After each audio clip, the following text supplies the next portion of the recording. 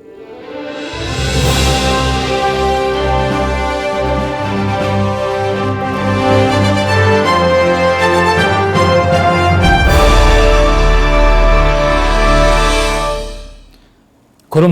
Times of Manipur, TOMTV ge the talking point miyang tabiriba khwai punamapo ahan mamaktada taram noksari. Ngasi asi irai numini irai gi akhanaba khudol oina tamzariba asi Manipur digital film Chaphu hariba akogi ahan ba haiba tare Manipur gi dadi atang bani digital format ta haiba tare putholiba akogi Chaphu hariba film asigi matang da ngasi gi akogi talking point da khana nenana widamakta akoina lakhut sabani hariba Chaphu asi lakadoriba akogi October gi tang kunga taret asida akogi Vegas and Open Air Theater da hariba film asi release tawragani miyam da akoi soidana phone lagani hariba Chaphu haibasi karma film no aduga masina miyam da kari hayaning mano haibi matang da akogi talking point da ngasi lengsin dona laibiriba asi hariba film asigi akogi writer amade director oibiriba akogi SATYAJIT BK mitai ne ahan mamakta da taram noksari mathangda hariba film asida yamna maru oiba akogi main gi character puriba haiba tare maru oina satam langliba actors akogi BOBO NINGTHOUKHONGJAM lengsin dona laibiri BOBO taram ahan mamakta da taram noksari mathangda hariba film asida yamna maru oiba akogi satam langlibi haiba tare male actress ki akogi kano oiriba mingoina pallabada BALA TENSUBAM akogi studio da lengsin duna laibiri punamapo ahan mamakta da TOMTV ge maikai degi taram noksari maroina hariba October gi tang kunga tare asida akogi Vegas and Open Air Theater da hariba film asi miyam da release tawrni haibagi pausi Manipur gi miyam da akoi paktak nana khangnare haibadi Saki siza film gi ahan full akogi film haiba tare full length ki film asi na akogi fil leiriba Manipur gi kunaida amadi haiba film gi fraternity singda karino Chaphu haibasi karino masina pining haibasa karino haibagi matangda akogi khanane nabagi asida saruk yariba akoi director haiba tare maruina SATYAJIT BK da akoi ahanba muktada laksage tangai fadana haiba film haiba tare karino haikanda akogi Chaphu haiba maming asine hekta ahanba muktada aikoina karino Chaphu haibasi mayamna thonariba film gi train sidadi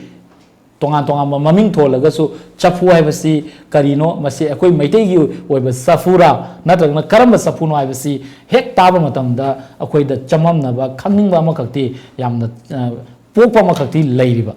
maramaduna haiba Chaphu haibasi karino aduga masigi oiba chaurakpa akoi gi masigi casting da kana no off screen da kana no on screen da kana no haiba da aham makta da akoi gi director oibiriba SATYAJIT gi kitang tamis Saki siza film production na ahan puthokpa full length feature length hai tare ko feature film amani Chaphu hari bise adu masi Chaphu hari film se kari marang damakta Chaphu haina tholino haibudugi point tu da hana ambai kha thamjage koi Chaphu se miobana Manipur khunai hai tare koi angan ba matam dagi Chaphu sabagi culture koi da leire Chaphu sizinabamsu hoi tongan ba purpose maram sing lei adugi manungda chai sing thongba ising hapna ba si khakta natana Chaphu ahingba na mai changdabida Chaphu se khoi karigumba angang unabada angang si nauna siba leitaba taragadi Chaphu da hapaga ma phumba gi tradition chanabi ma khoi khunai da leijai asi khoi thajanabi ni khoi chanabi ni aduga mu akhoi chanabi da to pamana mu kari lari ke kanda black art haitare black art voodoo witchcraft masi so dum akhoi gi society da akhoi gi khunai da lei haina thajanari ba makang haitare lei te habsi ya de duga lei haiba maksu hek madugi proof leitaba ko aina select tawjari ba koina select tawjari ba writer amoina aina han bada Chaphu se aina select tawjagi basi torbanda angang leitakanda phumba Chaphu si kolaga khoi lawthuoga haitare mongondi kaigumba khara black art sinner kanda khoi king of black art haidana id black art yamna powerful oiba purpose am the sinaba ya hanbagi adumbagi makhak wari tabane sum wari se sum mi ama khangna sum harak panataba amana dagi su wari ama muktarak adagi lam ama chalu bada su thapa mafom da su ahlam na sum wari otai sabada mar mapang sing wari sabada hek yaurokpa sigi keno sidagi aina inspired torokpani wari se aduga real keno singda asing ba tawi haina thajanaba akoina sinthang yeina orally adum ipai pu haktak tagi sinthang yeina laba sumaina tawi sumaina oi haidana thajanaba mongs la leiriba real masak tu da sagana bona bane aduga adudani chaphu oina chaphu haibasi marina chaphu dugi sinafam dura natragana chaphu da kayumba khara hamnaraga ogi samsana mahi toksin bai betare meteron bai betare ko mahi toksin bagi black art haitare adugi potu mayam da black art sigi matang mayam da khangan ningi bra nat chaphu dugi matang da mayam da khangan ningi bra chaphu dugi matang da adum hojiki chaphu na tholaga toriba film seista chaphu sigi matang da ina thoidongna explain to rutre films aista aina films aista focus to jariba aigi objective ti whether you believe the black art or not masi lei hainai adu nang thajabra thajadabra isagi ba comment lerangani mi every season one magi ba personal commenting leini ba habidi ai sigumba hikap tenkap adigi lighting gi poche thajade haiba ma adigi kana umasingna ai di masi thaje masi leiyena khali haiba ma si adum ma khoi society da si soidrabane ani mi khudi maki mai magi personal lejarang doine adu film ji yeng kan da mukhan bi usni film ji yeng kan da hojik yeng bire chaphu film ji yeng kan da hojik thajaga dori bra black art se or thajaroi dori bra chaphu ji si yeng kan se ista haibudine duga chaphu ji aina ngai gi khoi gi films daista kai mangi da makta chaphu tholi nai kan da ngai gi aina mamang da panjagi do king of black art aina chaphu dagi hojik hairiba keno si lobu ngam taragati black art si to matam da ningthau gi sak phaw sa ba ngamen hai magi black art si sinar kanda kana to kanda adigi tawge da ngami adigi keno da khoi gambling sana ba matam da card sana matam paisa ga thanaraga sel thanar sana matam da yam tongi gaina haina ba adum ba yam leire adigi khoi society da khoi nakong da dum every kam keno khudim ta locality sing da dum thongna ba mi amana imung mabu nungsidab dagi imung ji manghal lagi kaina tawduna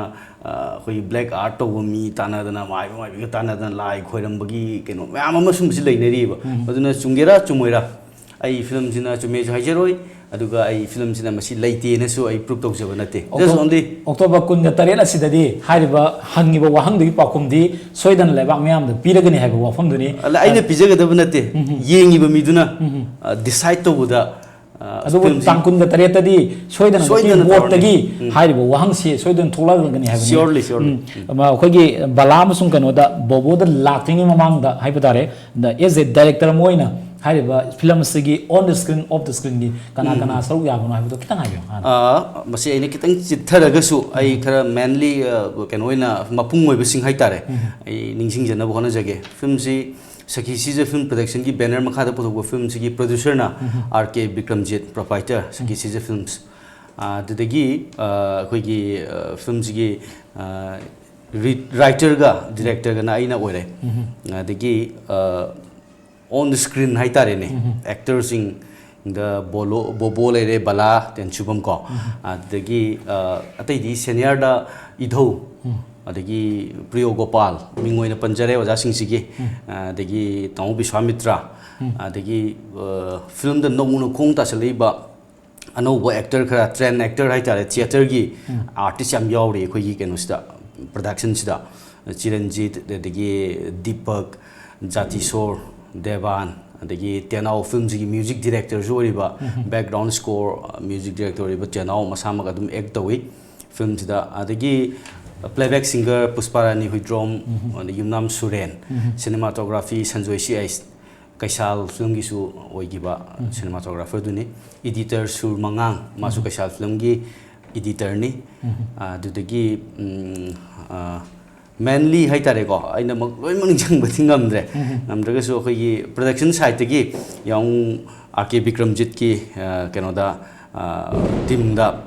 production manager oina Robikante Irom adagi Laimem Sarat Chandra moi sana khomba si team amani production side ta aduga ꯑꯩꯈꯣꯏꯒꯤ ꯑꯦꯛꯇꯔꯒꯤ ꯁꯥꯏꯠꯇꯗꯤ ꯍꯧꯖꯤꯛ ꯍꯥꯏꯔꯤꯕꯗꯨ ꯅꯠꯇꯕ ꯑꯩꯅ ꯃꯃꯤꯡ ꯄꯟꯕꯗ ꯌꯥꯝ ꯃꯇꯝ ꯂꯧꯔꯅꯤ ꯌꯥꯝ ꯌꯥꯝꯈ꯭ꯔꯦ more than 40 actors including the special appearance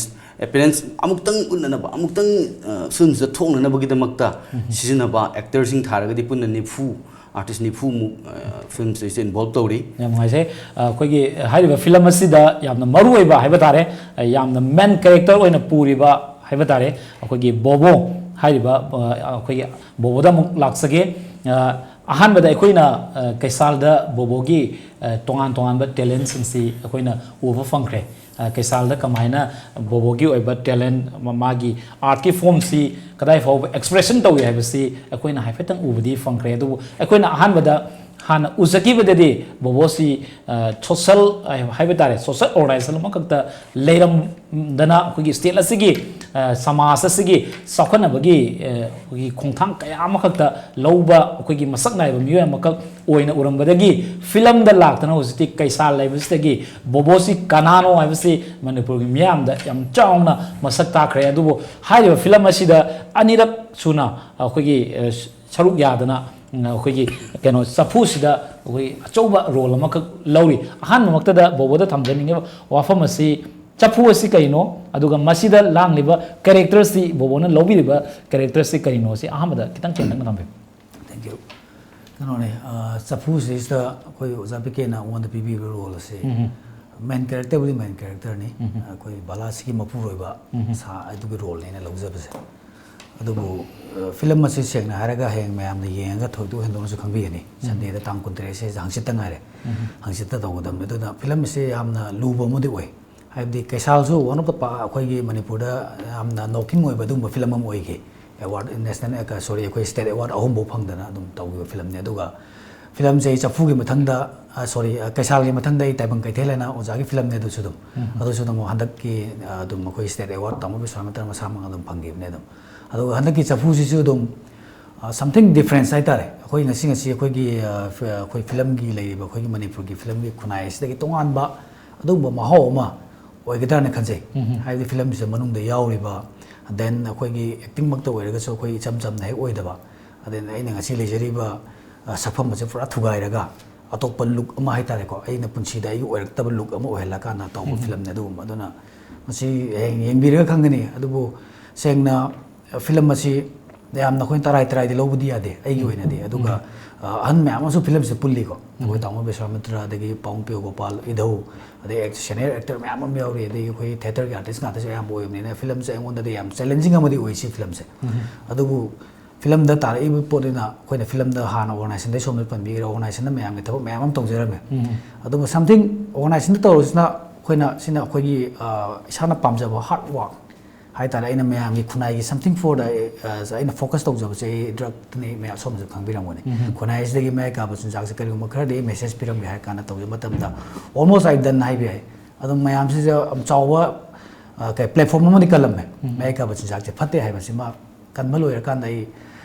कैसाल से अइगी लाइफ स्टोरी ने अइगी पुंसीदा अदुम्बा यामना ओंदा सेथिंग फंगिबा अदुम्बा वारी मदा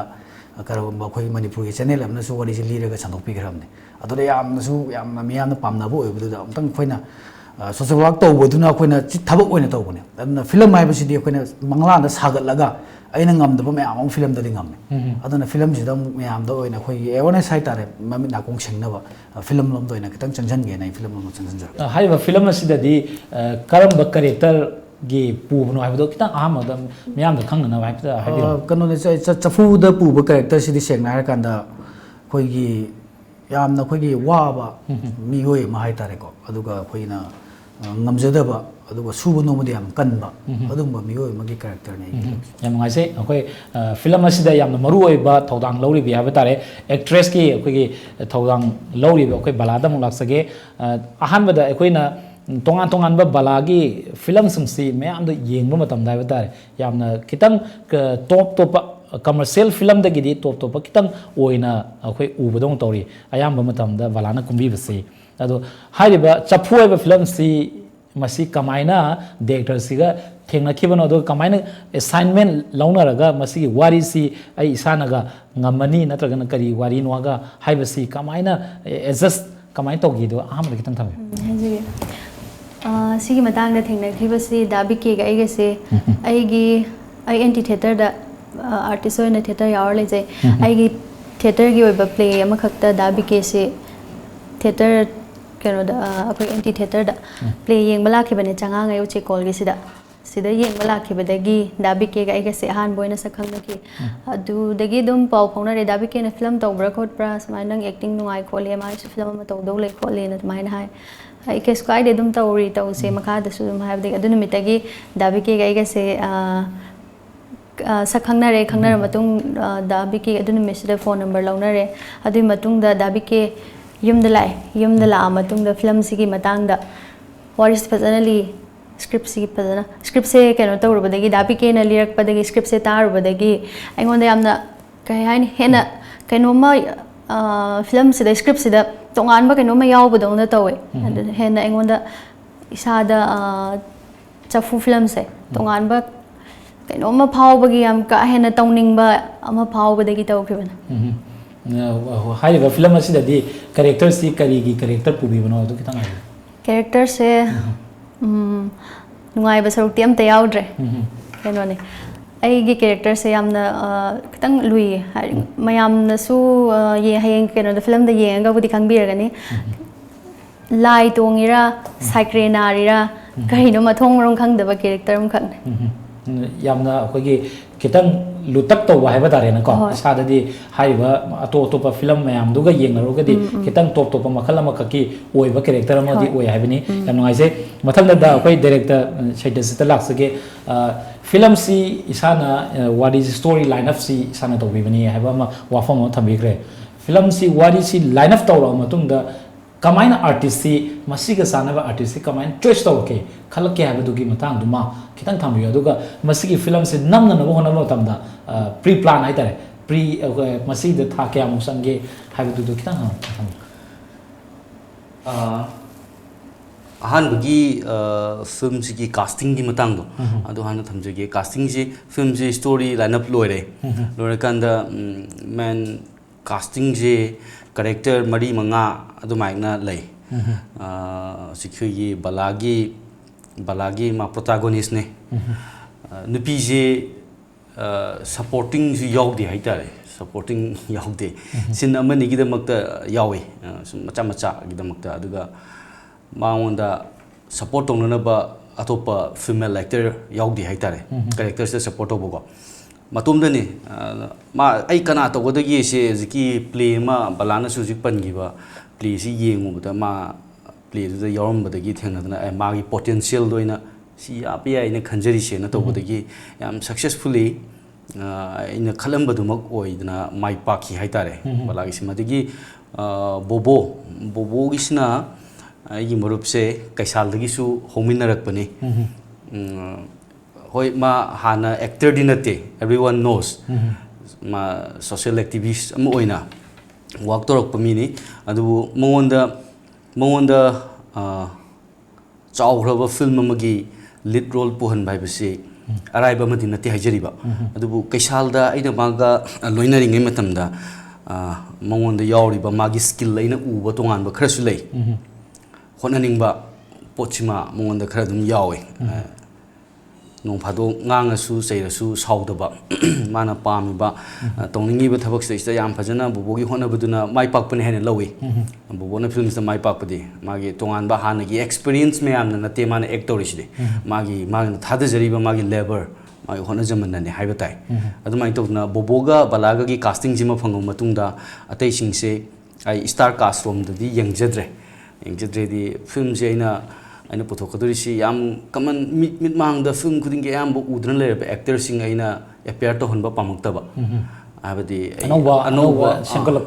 anova semgat pasu semgat pani adugi mathakta ngasai gi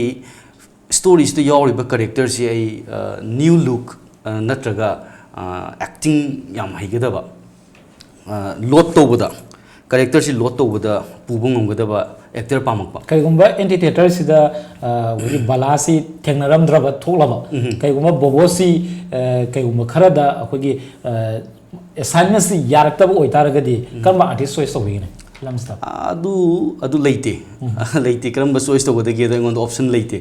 adu ai hojik tagi hobo tai kaigumba moi hojik yadren khalasine ai hojik tagi ai khan ba hodong mangai re armai to na mikup sida ina adu gi atopa another option du kanano haibda ina mikup sida adu gi pakhum du mudi pibu ngamjetre maram de ai matam sangna khan ge ni singjoi choiduna mabani mak actor oina ina khali sisu yam sangna khalla kanda admaina casting ji pi gibane admaina adagi film zaista aya Gopal gi character ama yauri magi character si adum wari iring idagi senior actor sing sidi sina toragadi aidna adumaina adum wari iring manung dagi phawbu lei ge ngonda adum ai casting towe film si akogi number matam daiba tare numik kya ni muki akogi shooting period si numik kya ni muki duration sangi 2016 da yan hana ai struggle kitang si yong na lijara ke dum 2016 da yaifathongni tawre yaifathongni tawraga film ji location se karai da namaga nungai ge ge se khanbada mamme nampham se ade live sound da target to cinema se mai cine film ji koina audio visual ani gi kumai ni haib tare masi gi art ne ade visual du di camera na namada compulsory ta da go ta ga da leire audio se na quality kitang hena pamna na ba du sam kai tare ai gi tongan ba gi ningje ba magi makha da ina live sound lo ge ina khanja ki ba na live sound lo da surrounding gi noise adagi tongan ba disturb to roi da ba unwanted sound changoi da ba location thi ba wa bam ne lana yafa thongni lore matung da first se location thi ba ko chale location thi ba chali trial shot ka che koi camera cham ba camera ma toraga trial shot ka che koi location da numidang namdana ga tawe hone adagi adumaina 2016 da yafa thongni tawra matung da team se da mi kra sum changes khara su leire habdi some ahong khara le ngam ngam da ba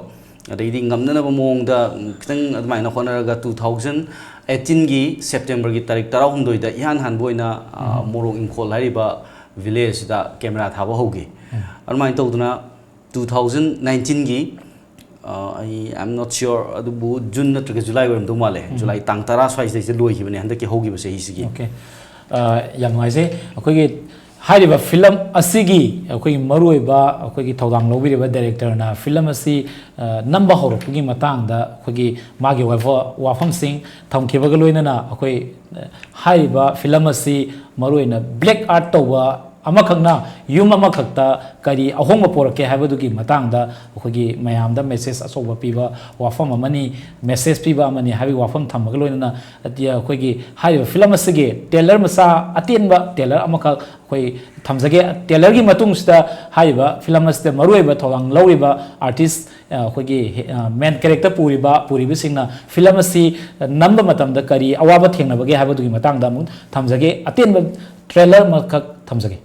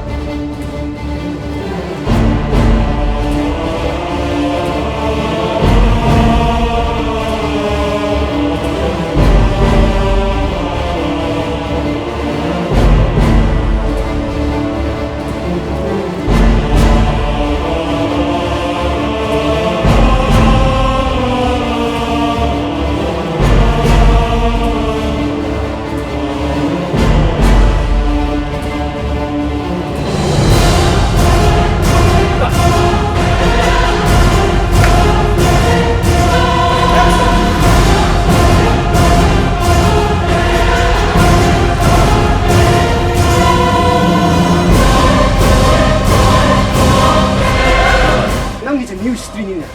sinoi nafa gi lamla nei ne ga ki do man ha nei ne ga ki do man ha di pa ka ko ai yo no soire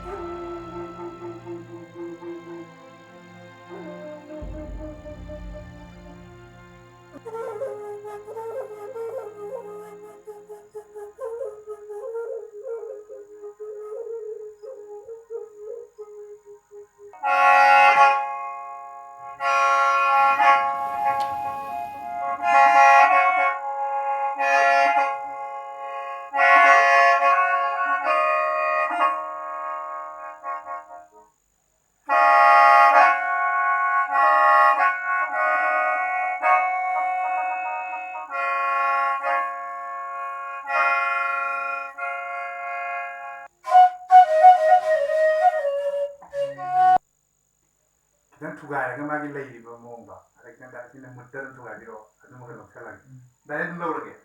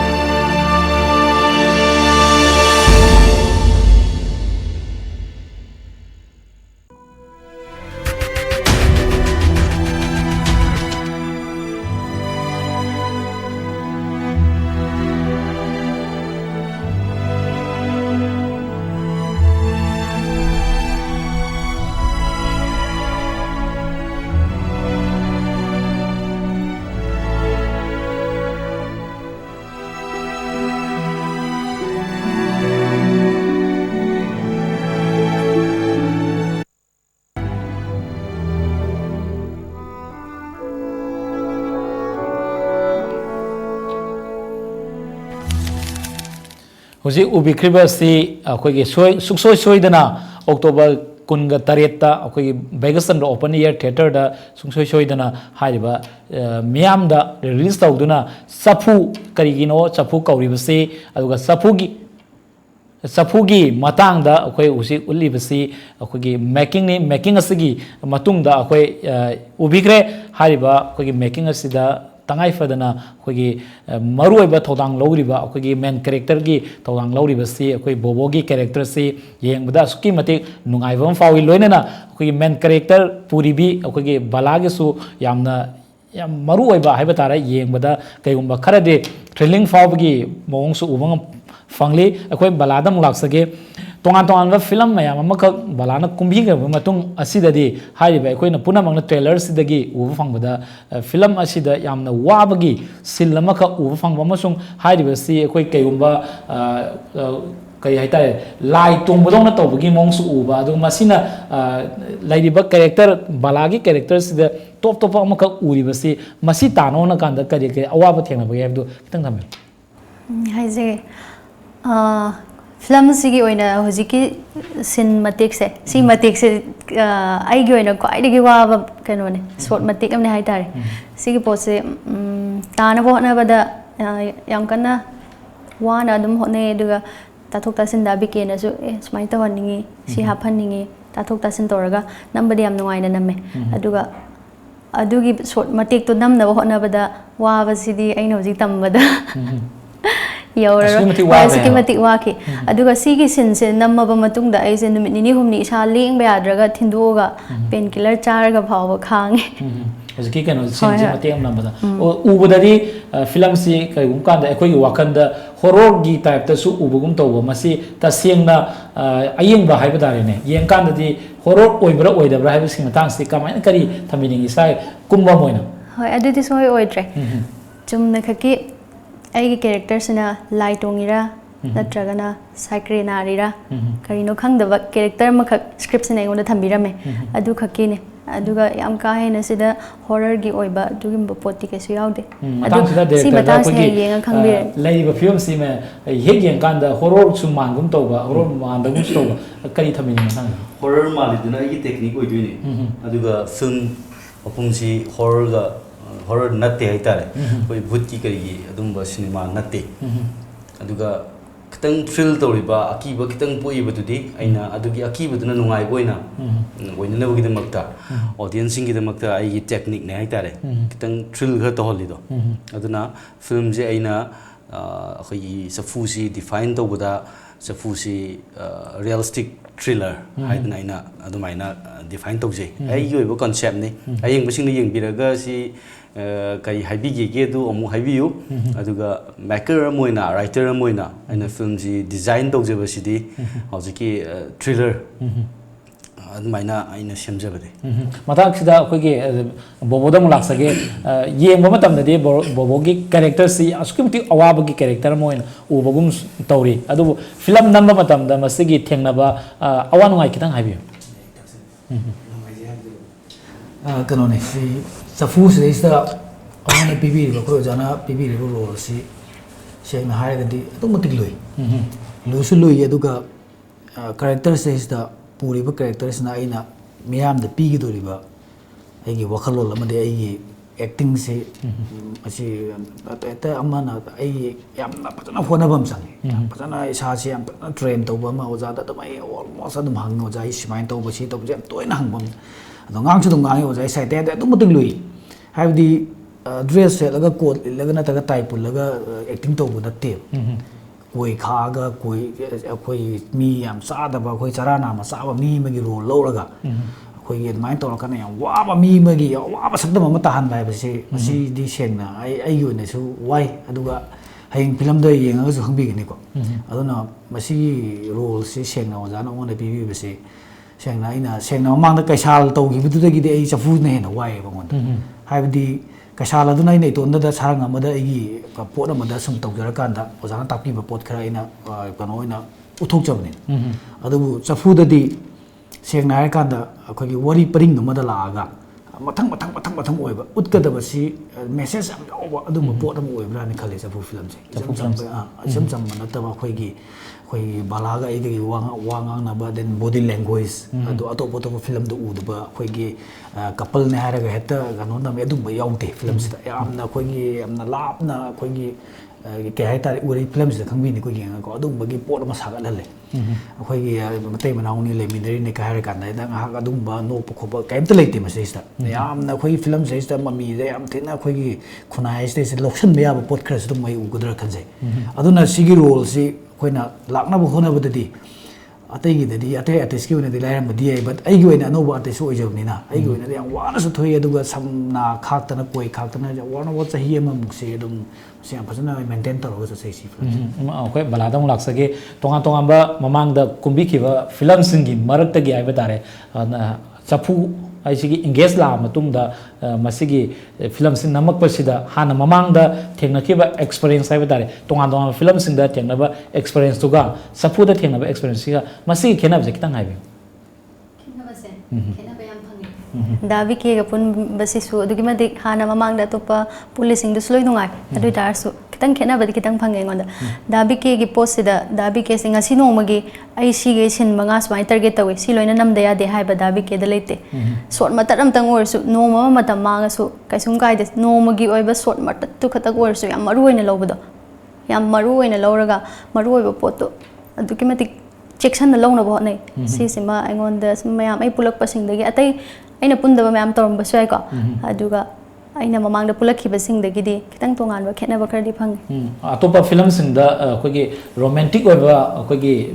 ꯁꯤꯜ ꯃꯌꯥꯝ ꯑꯃꯒ ꯍꯟꯗꯛꯀꯤ film ꯆꯐꯨꯁꯤꯗ ꯈꯔ ꯃꯈꯩꯗꯤ ꯇꯣꯞ ꯇꯣꯞꯄ character ꯑꯃ ꯄꯤꯔꯛꯄ ꯃꯇꯝꯁꯤꯗꯗꯤ ꯏꯁꯥꯗ ꯀꯔꯤ ꯐꯥꯎꯏ ꯏꯁꯥꯗ ꯌꯥꯝ ꯅꯨꯡꯉꯥꯏꯕ ꯐꯥꯎꯋꯦ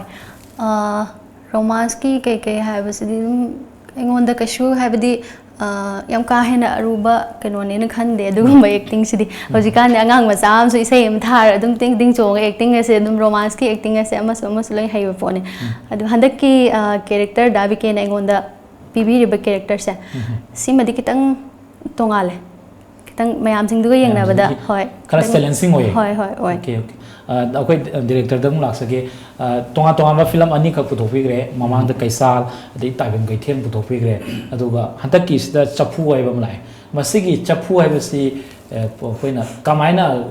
ꯍꯥꯏꯕ ꯇꯥꯔꯦꯀꯣ ꯃꯔꯨꯑꯣꯏꯅ ꯆꯐꯨꯒꯤ ꯄꯣꯠꯁꯤ ꯁ꯭ꯀ꯭ꯔꯤꯞꯁꯤ ꯁꯤ ꯅꯠꯇꯕ ꯑꯇꯣꯞꯄ ꯍꯥꯏꯕ ꯇꯥꯔꯦ ꯑꯇꯣꯞꯄ ꯁ꯭ꯀ꯭ꯔꯤꯞ ꯑꯃ ꯂꯥꯡꯈꯠꯄꯒꯤ ꯃꯍꯨꯠꯇ ꯆꯐꯨ ꯑꯣꯏꯅ ꯊꯑꯣꯏꯅ ꯈꯜꯂꯤꯕꯒꯤ ꯃꯔꯝꯁꯦ ꯃꯁꯤꯒꯤ ꯀꯔꯤ ꯂꯩꯕꯅꯣ ꯈꯤꯇꯪ ꯍꯥꯏꯕꯤꯌꯨ ꯑꯩ ꯑꯦꯛꯁꯄ꯭ꯂꯣꯔ ꯇꯧꯅꯤꯡꯕꯅꯦ ꯑꯩꯈꯣꯏꯒꯤ ꯂꯝꯗꯝꯁꯤꯒꯤ ꯕ꯭ꯂꯦꯛ ꯑꯥꯔꯠꯁꯦ ꯏꯁꯤꯡ ꯁꯦꯡꯅ ꯍꯥꯏꯀꯥꯟꯗ ꯑꯩꯈꯣꯏꯒꯤ ꯕ꯭ꯂꯦꯛ ꯑꯥꯔꯠꯇ ꯀꯗꯥꯏꯗ ꯀꯔꯤ ꯂꯩ ꯃꯌꯥꯝ ꯑꯃ ꯑꯩꯈꯣꯏ ꯃꯌꯥꯝꯁꯨ ꯑꯗꯨꯝ ꯇꯥꯕꯤꯔꯝꯒꯅꯤ ꯑꯩꯈꯣꯏꯒꯤ ꯃꯣꯔꯥ ꯅꯞꯄ ꯀꯥꯏꯅ ꯇꯧꯕ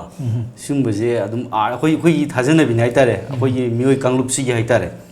ꯂꯝꯗꯝꯁꯤꯒꯤ ꯊꯥꯖꯅꯕꯤꯅꯤ ꯑꯗꯨ ꯁꯤ ꯑꯩ ꯃꯌꯥꯝꯗ ꯈꯪꯍꯟꯅꯤꯡꯕ ꯋꯥꯔꯜꯗ ꯑꯩꯈꯣꯏꯅ ꯁꯥꯎꯠ ꯏꯁ ꯑꯦꯁꯤꯌꯥꯒꯤ ꯐꯤꯜꯝ ꯃꯌꯥꯝ ꯑꯃ ꯌꯦꯡꯉꯤ ꯂꯣꯏ ꯌꯥꯎꯔꯦ ꯃꯣꯏꯒꯤ ꯆꯠꯅꯕꯤ ꯅꯥꯠ ꯌꯨꯝꯂꯩ ꯀꯩꯔꯩ ꯂꯣꯏ ꯎꯕ ꯑꯗꯨꯝ ꯐꯪꯉꯦ ꯑꯗ ꯑꯩꯈꯣꯏꯒꯤꯗꯤ ꯁꯨꯝꯕꯒꯤ ꯐꯤꯜꯝꯁꯦ ꯑꯩ ꯂꯩꯇ꯭ꯔꯤꯕ꯭ꯔꯥꯅ ꯈꯜꯂꯦ ꯕ꯭ꯂꯦꯛ ꯑꯥꯔꯠꯇ ꯂꯩꯔꯝꯃꯒꯁꯨ ꯃꯗꯨꯃꯗꯤ ꯑꯩ ꯈꯪꯗꯕꯒꯤꯅꯤꯀꯣ ꯑꯗꯨꯒ ꯑꯩꯅ ꯈꯪꯖꯕ ꯅꯣꯂꯦꯖꯇ ꯑꯩ ꯃꯁꯤ ꯊꯦꯡꯅꯗꯦ ꯄꯥꯛ ꯑꯗꯨꯗ ꯑꯩꯅ ꯌꯥꯝ ꯏꯟꯇꯔꯦꯁ ꯂꯩꯅ ꯍꯥꯏꯇꯥꯔꯦ ꯑꯩꯈꯣꯏꯒꯤ ꯕ꯭ꯂꯦꯛ ꯑꯥꯔꯠꯀꯤ ꯐꯤल्मꯁꯤ ꯇꯧꯕ ꯌꯥꯏꯅ ꯂꯝꯗꯝꯁꯤꯗꯩꯁꯤꯗ ꯕ꯭ꯂꯦꯛ ꯑꯥꯔꯠꯀꯤ ꯆꯠꯅꯕꯤ ꯑꯃ ꯂꯩꯔꯤ ꯃꯁꯤ ꯕ꯭ꯂꯦꯛ ꯑꯥꯔꯠ ꯍꯥꯏꯕꯁꯤꯃꯛꯇꯤ ꯍꯣꯔꯔꯗꯤ ꯅꯠꯇꯦ ꯏꯁꯦꯡ ꯁꯦꯡꯅ ꯍꯥꯏꯔ ꯀꯥꯟꯗ ꯍꯥꯏꯗꯤ ꯇꯝꯅꯕꯒꯤ ꯄꯣꯠꯇꯨ ꯑꯩꯅ ꯑꯗꯣꯝꯗ ꯆꯪꯁꯤꯟꯖꯕ ꯅꯠꯇꯦ ꯇꯝꯅꯕ ꯕꯨꯠꯅ ꯈꯪꯍꯟꯕ ꯑꯗꯨꯝꯕꯒꯤ ꯄꯣꯠꯇꯨ ꯅꯠꯇꯦ ꯕ꯭ꯂꯦꯛ ꯑꯥꯔꯠꯀꯤ ꯄ꯭ꯔꯦꯛꯇꯤꯁ ꯑꯦꯟ ꯏꯐꯦꯛꯁ ꯃꯁꯤꯒꯤ ꯊꯥꯖꯅꯕꯤꯗꯣ ꯋꯥꯔꯤ ꯃꯌꯥꯝ ꯑꯃ ꯂꯩ ꯃꯌꯥꯝꯁꯨ ꯑꯗꯨꯝ ꯃꯌꯥꯝꯅ ꯍꯦꯟꯅ ꯇꯥꯟꯅꯔꯕ ꯉꯥꯛꯇ ꯃꯌꯥꯝꯅ ꯇꯥꯔꯤꯗꯨꯃꯛꯅꯦ ꯑꯩꯅ ꯁꯦꯝꯒꯠꯆꯔꯤꯕ ꯋꯥꯔꯤꯁꯤꯁꯨ ꯑꯩꯈꯣꯏꯒꯤ ꯃꯤ ꯑꯃꯅ ꯁꯨꯃꯥꯏꯅ ꯇꯧꯅ ꯁꯦꯝꯖꯤꯜꯂꯛꯄ ꯃꯇꯝꯗ ꯃꯤ ꯑꯃꯗ ꯄꯥꯟꯕ ꯑꯗꯒꯤ ꯑꯗꯨ ꯃꯤꯁꯦ ꯅꯪꯁꯦ ꯃꯤꯒꯤ ꯄꯣꯠꯁꯦꯝ ꯌꯥꯎꯔꯦ ꯃꯤꯅ ꯅꯉꯣꯟꯗ ꯁꯦꯝꯖꯤꯟꯕꯤꯔꯦ ꯃꯗꯨ ꯀꯣꯛꯅꯅꯕ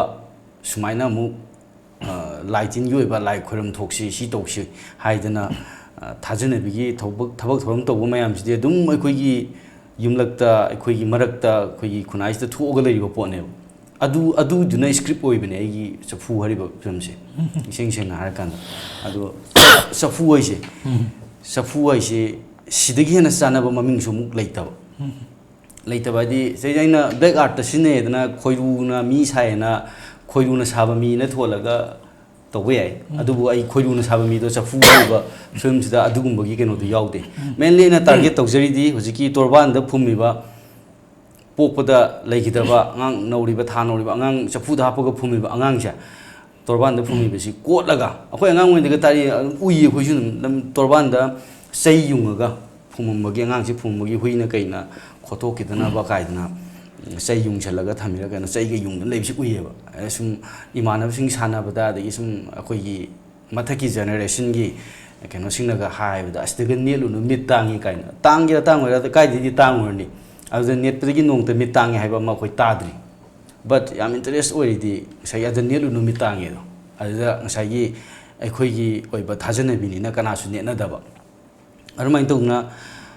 ꯆꯐꯨ ꯍꯥꯏꯕ ꯃꯤꯡꯁꯦ ꯑꯩ ꯃꯁꯤ ꯕꯦꯁ ꯇꯥꯏꯇꯜꯅꯦ ꯑꯩꯅ ꯈꯟꯖꯩ ꯃꯔꯝꯗꯤ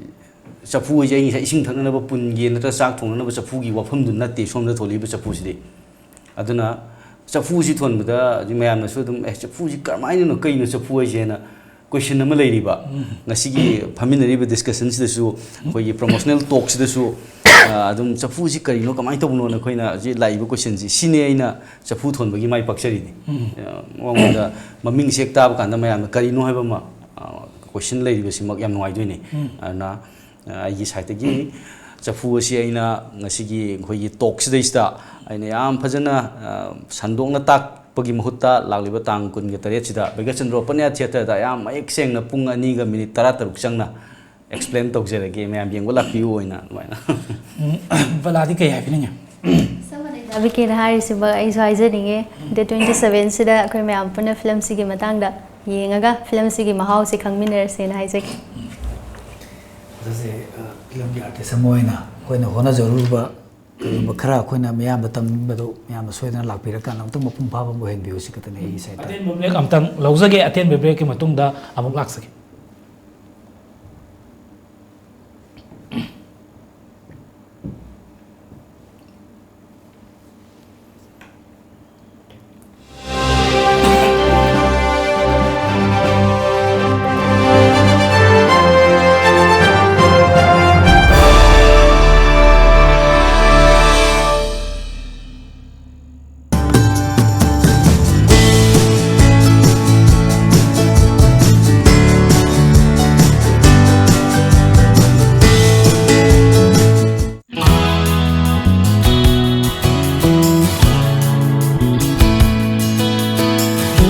Manipur ihan hanbo oina lamjingba jewelry na market phangba sana mayam sigi quality check tawbagi khudong chaba pijari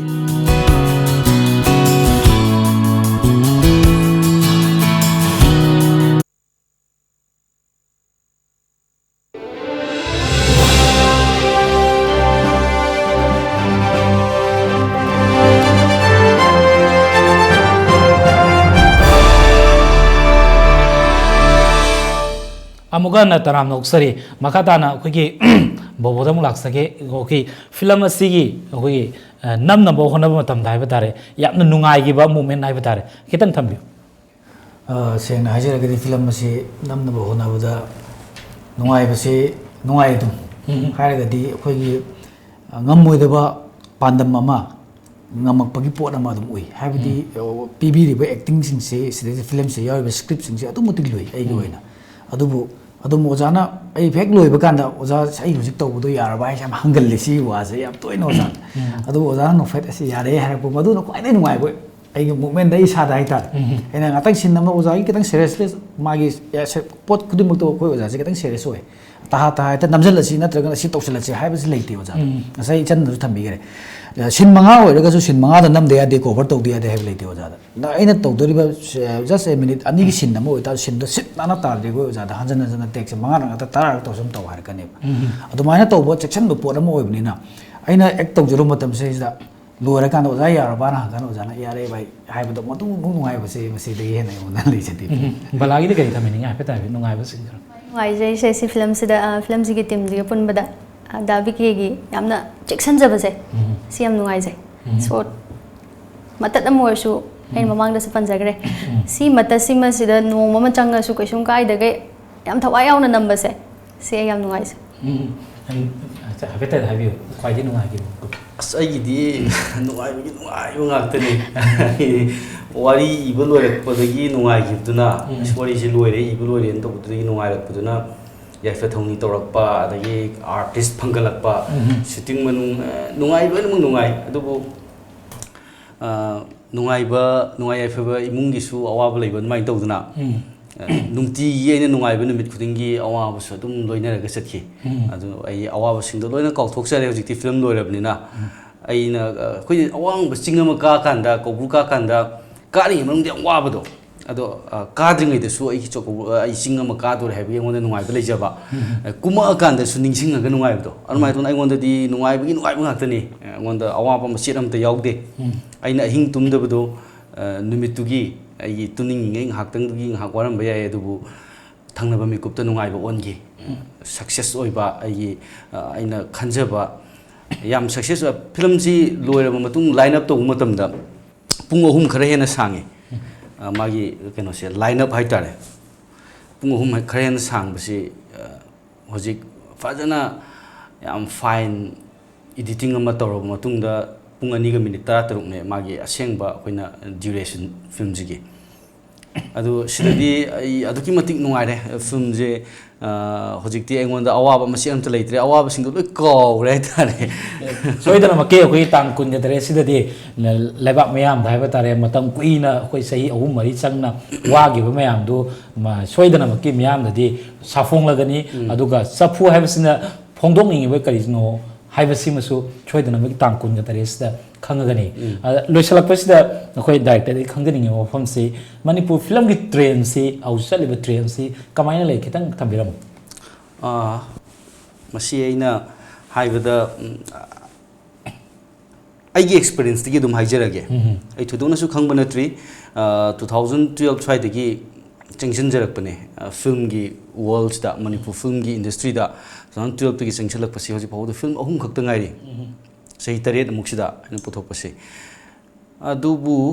10 khraba decade sigi manungda haiba tare decade sigi manungda oiba film gi industry gi changes diga sigi mayam si ai tasena yengagadi aingonda point ani khakta ai pawdam jage point amana film fraternity da leiriba artist adigi keno da koye post production gi adigi film gi crew members sing every khodimak loina sokhale hana phangamba paisa dagi hena phangnare adagi yamna advance hoiba equipment man mong ba hojiti yore equipment da mayam ama leire adu yam nungai re sigi damakti luribdi khogi film gi marai ba na hena lusali se film ji number lore ba matung dagi lu ba horok pai tare utfam mafam sa ba leita ba khogi adagi film ji gi hoji mayam ngar han kuidri paper da bazar da se cinema hall ama khakta ngai re hai film uli ba se ama khakta ngai re adudi film aina logo duri si khangen pham yori en lowta abdi asidi loire na ana somgi point te yang agadi cinema hall utpham mafam channel sarkar na su ji MSFDS ta digital equip khille na ai tajari basi regular cinema utpanate cinema yeng ma sai toina mayam cinema yeng bugi khudong sa phang banate ba producer mayam na stage film premiere ka pa kan da kha yeng banatana aduna cinema hall phum director bising se sabiragadi hojik thiri ba laibak thibagi condition amada lei istigi khayana phagala thi da basu yai balada mulak sage maroina artist amoina hogi hojik se album gi matam su oi aduga film si sahi amada yamna puthoi haibagi record ama kakso film forum Manipur da lei tawdabu film sing asi utfam lei taba masung ka hena akoigi miyamna yengna daba dong tawba masi akoigi artist sing gi magi acting moments si sap mana badong na gasu uba ado artist amoina kari aroi bada kari tamini wanda power da jage hoi ai isa maksu sum Manipur film se film tawraga film holle hai baina tabako yeng bada film se hek ngasi ama kapani heng ama kapani maming tongan bo orsu film sing se wari di iman mana badong na loin tawba aduna artist sing sina ek tawba matam da su mamang da sida film ama da ek tawgi bada su sta tawgi bada su iman mana san bo oiba sina ne yamba baba walak pa maram se sa ni bon masam na thang ai oina di so many sense Manipur film sense me amam lai ko masi de sahi kun thra ni mamang se celebrate film lai ngai matam da wa pasagi kai gi de gi mapalam mi la ga nam ni ko kasi ngasi di ko jan tak pi tu mai na khoi gi khona es de lai ko mi te gi khoi kang lai cha sing sin no ai bok to bu ngam me editing de kang de BFF de kang de everything qualified ba mi am lai re adu bu ai gi wa kan ma se khoi na film si khoi Manipur gi film se khoi ji swai da sum khoi gi kangpu pi yo de ba gi po na ma da um chat ba asi yam ngai je da actor mo na tabai artist mo na actor bo ngasa de game ta ko artist mo na kitang ga khoi gi film se Thailand da show am dang ka pi na ta na du da ka pi ka na na tra ga na khoi gi star movie do be na ta ga na w show da be any mafam ma da ga akala khoi gi ai gi film o be either atop film o be but Manipur gi le film se yam na thak wang ani ngai ta khoi na film sahi da film lisingam puthok puta na te khoi ma bun la ga film ma ga tang puthok se ba adu na Asia se kanker to bungam ma film oina puthok ja yang ngai loisalakpada akoi director BK Setajina film asigi akoi Chaphu gi matang da miyam da akoi aroi bai batare wa fa mai batare am tang thambio ꯆꯐꯨꯒꯤ ꯃꯇꯥꯡꯗ ꯑꯩꯅ ꯊꯝꯖꯅꯤꯡꯕꯁꯤ ꯉꯁꯥꯏꯁꯨ ꯄꯟꯖꯈꯤꯕꯗꯨꯅꯤ do you believe in black art or not ꯍꯤꯀꯥꯞ ꯇꯦꯡꯀꯥꯞ ꯈꯨꯟꯅꯥꯏꯗ ꯑꯩꯈꯣꯏꯅ ꯉꯥꯡꯅꯔꯤꯕꯁꯤ ꯑꯗꯣꯝ ꯊꯥꯖꯕꯤꯕ꯭ꯔꯥ ꯑꯣꯔ ꯊꯥꯖꯕꯤꯗꯕ꯭ꯔꯥ ꯃꯁꯤ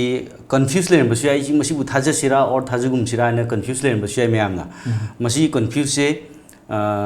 फिल्म से ये सोइदन की तांग कुन गतरे सिदा बोर्ड खंगनी खंगनी अदुदा खनबिरो सी फिल्म जी येंबिरो अदुगा होजिक फिल्म जी येंग मतुंग सिदा आई ब्लैक आर्ट थाजसिरा और थाजगुम सिरा हाइबदो अदु खनबदा याम नुंगाइनी मयाम येंबियो हाइजनी याम नुंगाइसे ngasi tom tv gi talking point da khogi irai nimiki akhana ba khudol oina tamjariba manipur digital film Chaphu gi matang da khogi myam punna saruk khogi yengmina kare hariba talking point gi thoram asida hariba Chaphu asigi director Satyajit Elias BK aduga film asida yamna mapung oiba ta khogi character ama puriba BOBO NINGTHOUKHONGJAM loinana film asida yamna maru oina thau khogi character puribi BALA TENSUBAM अखोगी studio दा लेंबिरक्तुना ngasi talking point da saruk yabiba amasung mapung phan bibugada ngakoi litana thagatwa phongdoksari ngasi gi oinadi TOMTV na kudon tamjaba talking point miyeng tabiriba khwai punampo amukana korumjari